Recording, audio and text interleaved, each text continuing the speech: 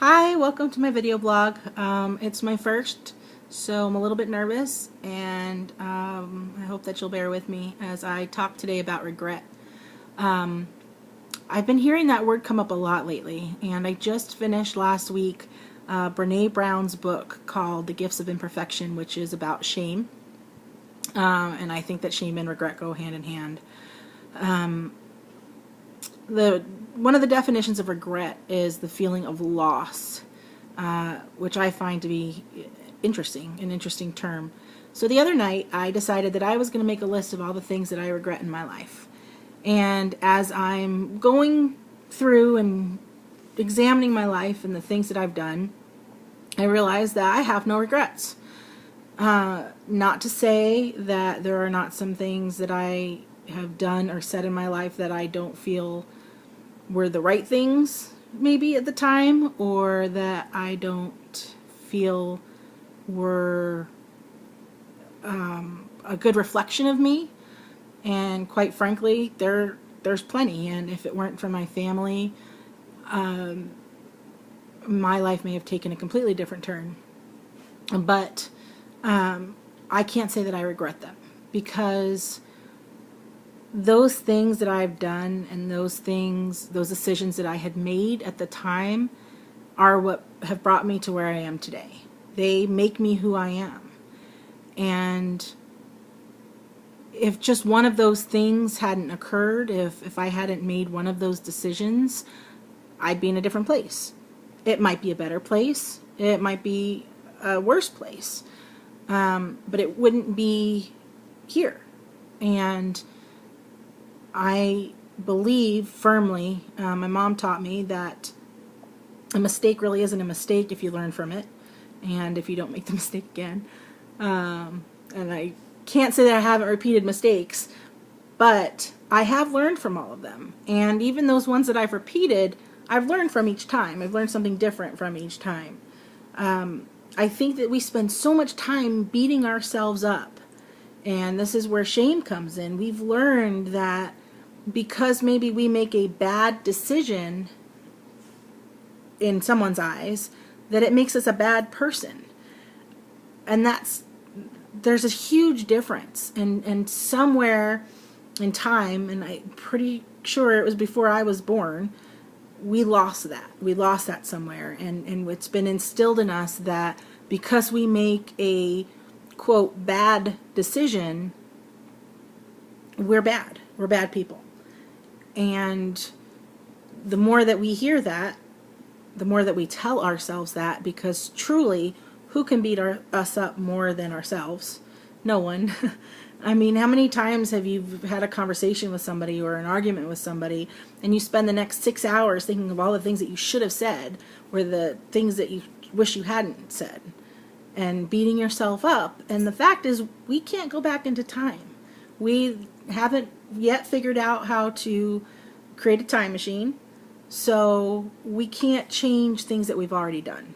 And if there are things that we've done that we wish we hadn't, we can only move forward and figure out how we can change the things that we do going forward. We can't go back.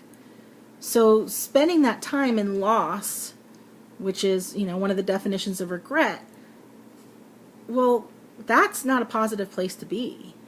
So how can we live a positive life or move to a positive direction if we're still caught on even just one thing? It's literally something that will grab onto us and hold us back. Now again, I have things that I've done, and in the past I did say that I regret them. But as I move forward in life, I realize, wow, they really made me who I am. They really did. And there are studies that have been done of people who are dying and in hospice, and they were asked what are the things in their life that they regret. And it turns out that an astonishing number of people, their regrets were things that they never said and things that they never did. They weren't things that, oh, I wish I could have gone back to 1948 and take this back. Because every experience that we have, whether good or bad, molds us into who we are. And they create a choice for us as to how we're going to respond to the situation and how we're going to move forward from it. My friend David Baird once said to me, you only have to do one thing in life, one thing, and that is choose. That's the only thing that we're responsible for doing in life, is choosing. And I thought about it, and I said, well, we have to breathe. And he said, you have to choose to breathe. So that hit me extremely hard because it's so true. We have a choice in everything. Even though we may be in a situation where we don't feel like we have any choice, we do. And even if it's just a choice of how we're going to deal with the situation. It may not be, well, I can change this situation at this time, but I can change how I react to it. I can change how I respond to it. So being aware that everything that happens to us, and we're, victim. Victim is a word that's thrown out around a lot lately because a lot of people say, well, you're being a victim. There are true victims. And I'm skeptical of those people who are always like, well, you're being victim. There's a difference. There are people who are victims of abuse and of rape and of many things. The difference is how we choose to respond to it. Okay? I grew up in an extremely abusive household. I chose, and I choose every single day of my life, because it's a daily choice, to not be stuck in that. And I have chosen to not repeat that cycle, because that's what it is. So I was a victim. I am a victim of abuse. I was abused.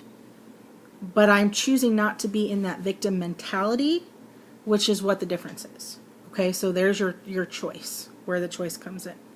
So we have a choice as to how we respond to everything.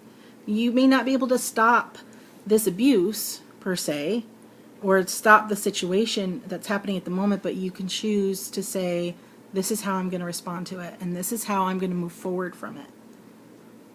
Because there are ways out. There are, every day there's a way out, and even if it's just in our mind, even if it's us escaping in our mind, this is particularly true for children who are raised in abusive homes, and if you look at them, most of them have extremely great imaginations because that's their escape, and they're choosing to escape. So I got off topic. That's what I do, and that's why I write and don't do video blogs. But bringing it back in, it's our choices. It's our choices in life that we make that we can say 2 weeks later, I should not have done that. Well, shoulding on ourselves doesn't help us. So it's a matter of, I did this or I said this. I can't go back and change it. How can I fix it? Or how can I just step outside of it? We are all human. I'm a very spiritual person, and there's different sayings, we're spiritual beings whatever. It doesn't matter. The truth is, in this form, in this moment, we are human beings. And human beings make mistakes. Human beings do things that other people don't agree with. Human beings get hurt. Human beings help others. It's who we are. It's in our nature to do things that others or ourselves may not agree with. But being stuck in that, being stuck in those decisions that we realize later on may not have been the right decisions, doesn't help us to move forward. It gets us stuck in that gunk where we can't get out. And then we continue on that cycle of making those decisions because we can't get out of it. There's cycles to everything. And everything in life, there's a cycle. And if you look at people who are stuck, they're people who feel like they're stuck, so they keep repeating the same cycle, thinking at some point they're going to get out. And unless you change something, unless you make that choice to get out of the cycle, you're going to be stuck. And we're so in this in this generation of everything being instant, and we want instant gratification and everything should be easy. Life's not easy. It's not. You know, there are things that get thrown at us sometimes and we think, what the hell did I do? Everything's for a reason. It's testing us. So even if we make a decision that it's a great decision, we made the right choice in our minds, doesn't mean that test is not going to come up again. It's how you respond to everything.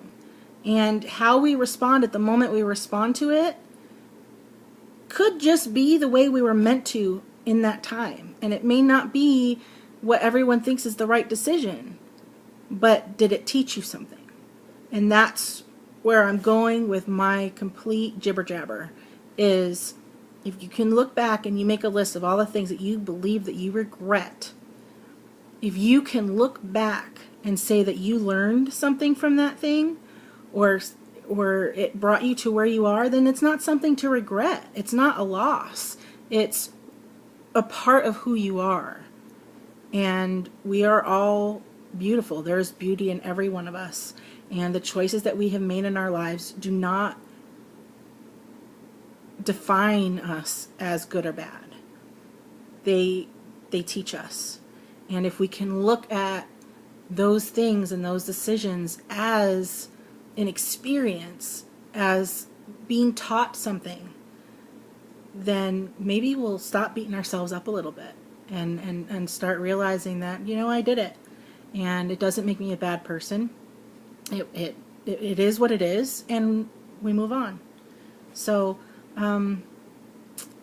stop beating yourself up and know that everything happens for a reason, and others may not agree with us, and we may feel like crap for doing or saying or making a decision, but it doesn't mean that we have to be stuck in it. It doesn't mean that we can't change. That's free will. We can change our mind at any time. So, long-winded, I know. Thanks for sticking it out, and that's what I have to say on regret. Blessings.